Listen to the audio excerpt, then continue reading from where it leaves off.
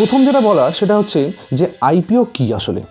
কথাটা দেখুন, এর ফুল ফর্মটা দেখুন, ইনিশিয়াল পাবলিক অফারিং। একদম সাদা মোটাভাবে যদি আমি বুঝি জিনিসটা, যে মোটা মোটা করে বোঝা, সেটা হচ্ছে কি ইনিশিয়াল পাবলিক অফারিং, অর্থাৎ প্রাথমিকভাবে বা প্রথম ধাপে, প্রথম স্তরে বা প্রাথমিকভাবে কী করা হয়, পাবলিক অফারিং।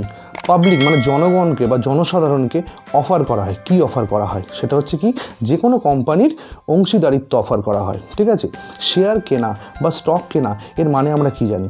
এর মানে হচ্ছে যে কোনো কোম্পানির আপনি অংশীদার হচ্ছেন। ঠিক আছে, অংশীদার হওয়া মানে এমন নয় যে সেই কোম্পানির আপনি মালিক হয়ে যাচ্ছেন অনেক অংশের, তা নয়। খুব সামান্য পরিমাণ অংশের আপনি মালিক হন এবং সেই কোম্পানি যা প্রফিট করে সেই লভ্যাংশ আপনি অংশীদার হিসেবে আপনি পান। ঠিক আছে, তো আইপিও কি মূলত এই যে শেয়ার কেনা বেচা বা স্টক কেনা বেচা আমরা করি, ঠিক আছে, এক্সচেঞ্জের মাধ্যমে যখন করি আমরা, তো সেই শেয়ারগুলো প্রথমেই কিন্তু ওইগুলো আমরা স্টক এক্সচেঞ্জে পাই না, সব কোম্পানি আপনি পাবেনও না, দেখবেন। তো এটা কি হয়, এটা হচ্ছে শেয়ারটাকে, যে কোনো কোম্পানির যে অংশীদারিত্বকে, সেটাকে পাবলিক করার হচ্ছে একটা পদ্ধতি, হচ্ছে কি যে আইপিও, অর্থাৎ ইনিশিয়াল পাবলিক অফারিং। মূলত যেটা হয় সেটা হচ্ছে প্রাইভেট যে কর্পোরেশনগুলো থাকে তারা পাবলিক কর্পোরেশনে পরিণত হয়, কারণ তারা তখন আর প্রাইভেট কর্পোরেশন থাকে না, কারণ তার মালিকানার অংশীদারিত্ব বা তার মালিকানার ওপর অধিকার পাবলিকেরও হয় তখন। তার কারণ হচ্ছে জনসাধারণ তখন অধিকার লাভ করে সেই কোম্পানির অংশীদারিত্ব কেনার। তো দেখা যাচ্ছে হচ্ছে একটা কোম্পানি হয়তো 100% তার ওনারশিপ রয়েছে কারোর কাছে, বা কয়েকজন প্রমোটারের কাছে, বা কয়েকজন মালিকের কাছে। ঠিক আছে, তো তারা কী করে, তারা বললো যে 20% স্টেক আমি বেচবো, 20% অংশীদারিত্ব আমি বিক্রি করবো পাবলিকের কাছে। তো পাবলিক কী করবে, বিক্রি করবে না, পাবলিক কিনবে। তো পাবলিক যে কিনছে, কেনার ফলে কী করছে, সে টাকা দিচ্ছে, পে করছে, এবং তাতে কী হয়, ক্যাপিটাল রেজ হয়, অর্থাৎ কোম্পানির হাতে টাকা আসে, ক্যাশ টাকা আসে। তো এই কারণে হচ্ছে কোম্পানি মূলত আইপিও লঞ্চ করে, কী কারণে, ক্যাপিটাল রেজ করার জন্য। এবং বলতে পারেন যে ক্যাপিটাল তারা রেজ করা হঠাৎ দরকার, এতদিন ধরে তো কোম্পানিটা এমনি চলছিল।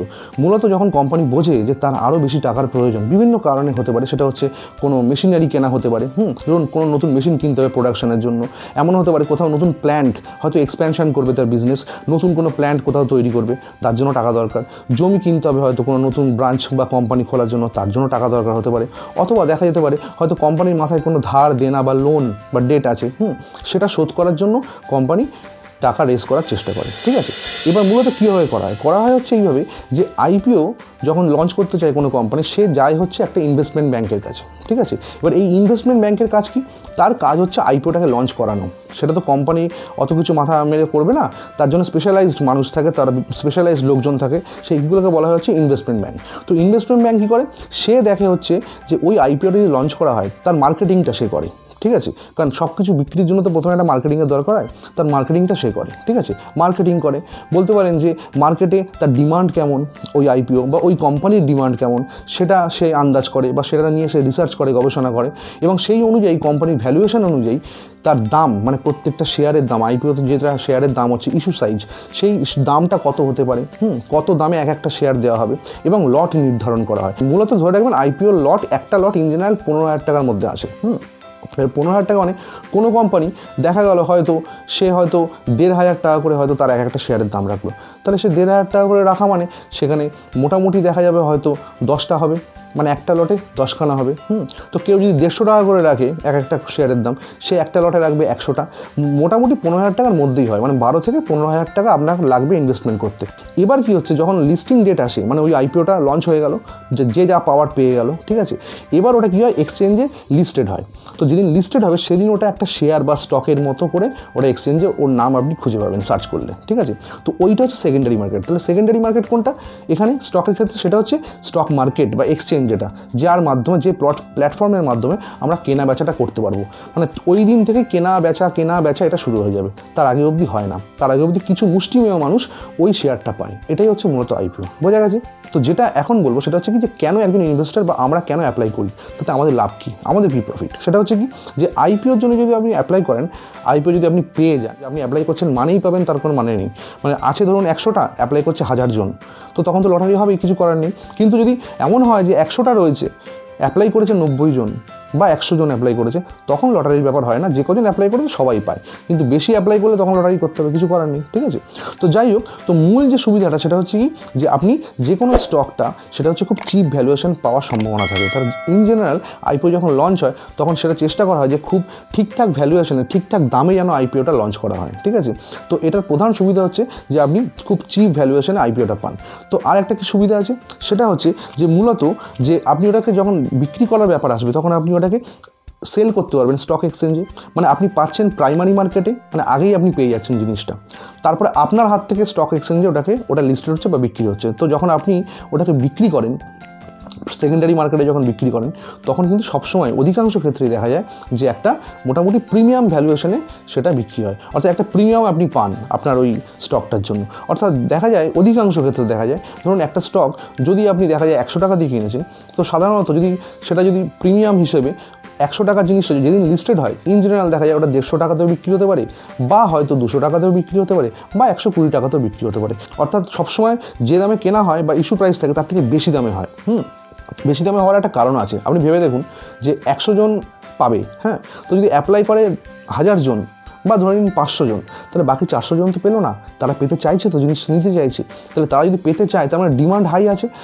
এটা ভালো করেই জানেন যে কোনো জিনিসের যদি ডিমান্ডটা হাই হয় তাহলে কিন্তু তার দামটা বাড়ে, তাই না।